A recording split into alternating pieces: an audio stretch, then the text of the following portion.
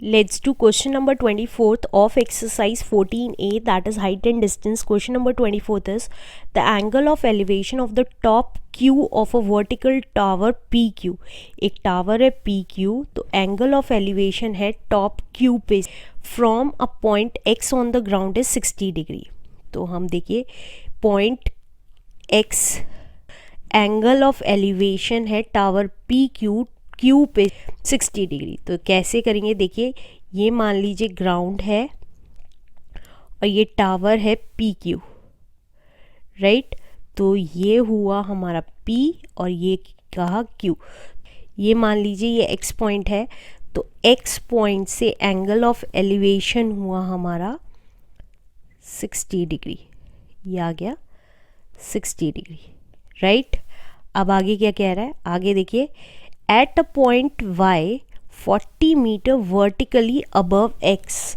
y point है above 40 metre above x, मतलब vertically above x, मतलब x के ऊपर 40 मीटर जाके y पॉइंट है. तो ये आ गया हमारा, ये मान लीजिए ये y आ गया, y पॉइंट जो कि 40 मीटर अबव है x पॉइंट से. अब क्या कह रहा है वहाँ से, vertically above x the angle of elevation is 45 degree और हमारा एंगल ऑफ एलिवेशन है 45 डिग्री. तो इसका मतलब ये वाला, यहाँ से ये वाला एंगल हमारा 45 डिग्री है. तो एंगल कब बनेगा, जब ये लाइन और खींचेगी. तो ये बन गया हमारा एंगल 45 डिग्री है, राइट. अब क्या कह रहा है, हमें find the height of the tower PQ और हमें √3 की वैल्यू लेनी है 1.73. हमें हाइट निकालनी है PQ की, ये निकालनी है.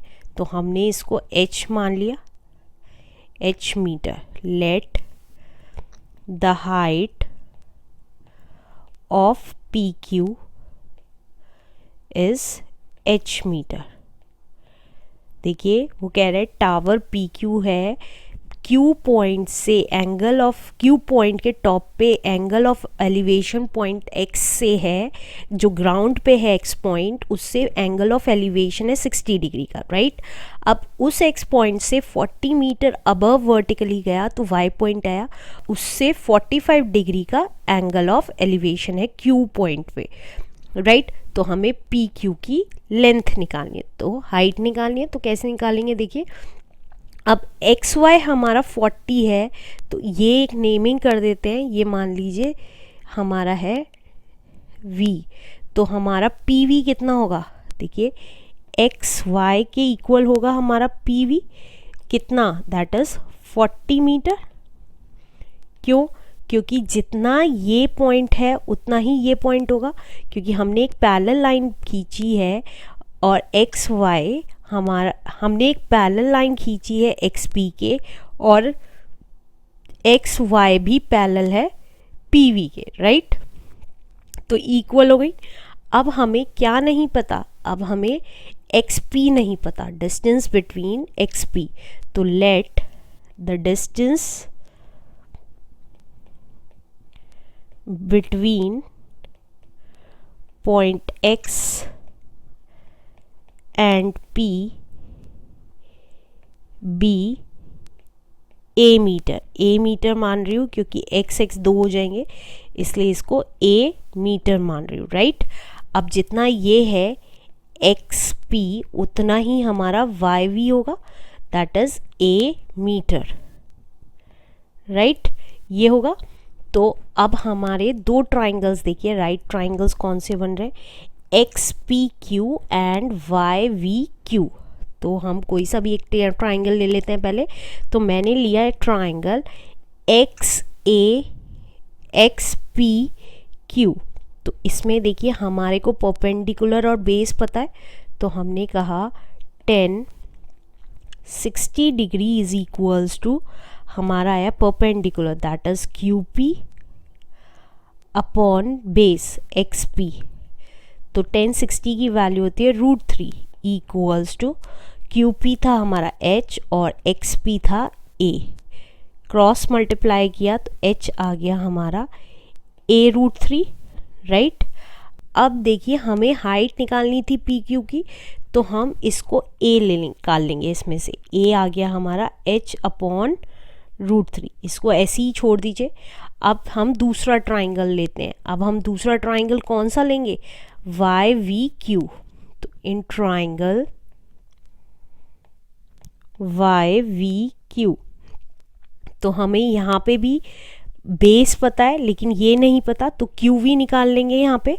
तो साइड में निकाल लेते हैं। QV कैसे निकालेंगे, देखिए QV निकालेंगे हम PQ में से। अगर मैं PV माइनस कर दूँ तो PQ में से मैंने PV माइनस किया। अब PQ था H और PV था हमारा 40। देखिए ये दे रखा PV हमारा 40 और PQ हमने H माना था, राइट। तो हमारा कौन सा फॉर्मूला लगेगा, 1045 का। तो ये आया 1045 डिग्री इक्वल्स टू परपेंडिकुलर क्या है हमारा QV अपॉन बेस है हमारा YV। अब 1045 की वैल्यू होती है 1, QV आया था हमारा H-40 और अपॉन YV है हमारा A। क्रॉस मल्टीप्लाई हुई तो A की वैल्यू आ गई H-40। अब ये देखिए ये हमारी सेकेंड इक्वेशन हो गई और ये हमारी फर्स्ट इक्वेशन हो गई। तो putting A equals to H/√3। पीछे मैंने आप चाहें तो H की वैल्यू से ही, आप चाहें तो H की वैल्यू से भी कर सकते थे। यहाँ मैंने A की वैल्यू इसलिए निकाली क्योंकि मुझे डबल डबल नहीं करना पड़ता, राइट। तो इसलिए मैंने यहाँ पे A की वैल्यू निकाली इन इक्वेशन 2। तो ये कितना आ गया, H/√3 इक्वल्स टू H-40 हो गया, राइट। अब हम H की वैल्यूज़ एक साइड ले आते हैं। तो H/√3 minus H equals to -40। तो ये कितना आ गया, देखिए LCM लिया, √3 आया। आप चाहें तो यहाँ क्रॉस मल्टीप्लाई भी कर सकते थे, आंसर तब भी सेम आता। तो ये आया H-√3H इक्वल्स टू -40। तो H-√3H इक्वल्स टू, ये √3 इधर चला गया तो ये आ गया -40 √3। तो अब √3 की वैल्यू क्वेश्चन में कितनी दी हुई थी, दैट इज 1.73।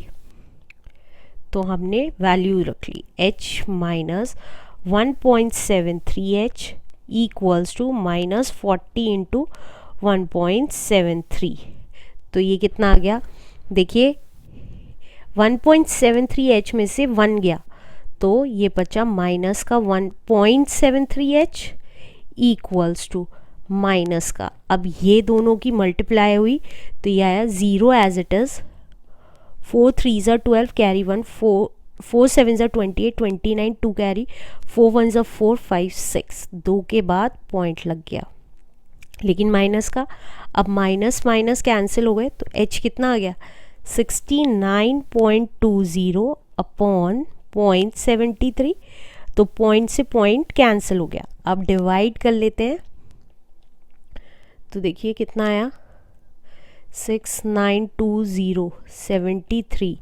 तो ये आ गया 73 5 ज़ा कितना आया 5 3 ज़ा 15 कैरी 1 36 73 8 ज़ा देखते हैं 24 56 57 58 और जा सकता है तो 73 9 ज़ा देखते हैं 9 3 ज़ा 27 2 कैरी 63 64 65। तो 9 ज़ा गया 657 माइनस हुआ तो कितना आया, तो ये आया हमारा 12 में से 7 गया इज़ 5 एंड 8 में से 5 गया 3 तो 0 उतारा 350।